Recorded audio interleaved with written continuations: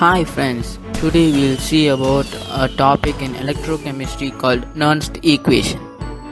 In this topic, Nernst Equation, we'll be discussing what is Nernst Equation and different forms of Nernst Equation and some example sums for the formulas and the summary and challenging sums will be in the last. Hi friends, today we are going to see about Nernst Equation. This Nernst equation is an equation that relates the reduction potential of an electrochemical reaction to the standard electrode potential, temperature and activities undergoing reduction and oxidation. This reaction was named after Walther Nernst, a German physical chemist who formulated the equation. The standard thermodynamics says that free energy delta G is related to the free energy change under standard state delta G naught. This gives us delta G equal to delta G naught plus RT log QR. Here QR refers to reaction quotient. The cell potential E associated with the electrochemical reaction is defined as the decrease in Gibbs free energy of charge transferred, which leads to delta G equal to minus NFE. Here F refers to Faraday constant, which has a value about 96,500 coulombs, which is an approximate value, leads to the Nernst equation E equal to E naught minus RT by NF log QR.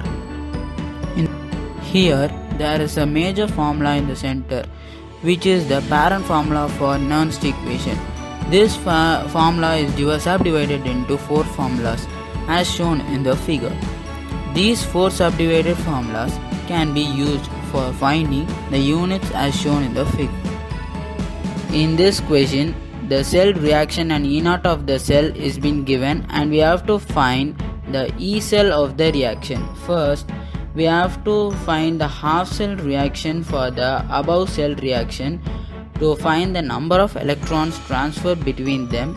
Then we have to apply the number of electrons and above given values in the below formula. After formulating this, we will be getting the E cell of the reaction. In this second question, we have been told to find the equilibrium constant of the reaction given below. They have given us the cell reaction and E naught of the cell. First, we should substitute the values given above so that we can find the equilibrium constant. Then we have to take the right side elements to the left side so that the negative parts will be transferred into positive, and the log which is in multiplied with the equilibrium constant, which is taken to the right side, which will be turning into antilog. When we take the antilog for the above value, we will be getting the answer shown in the figure.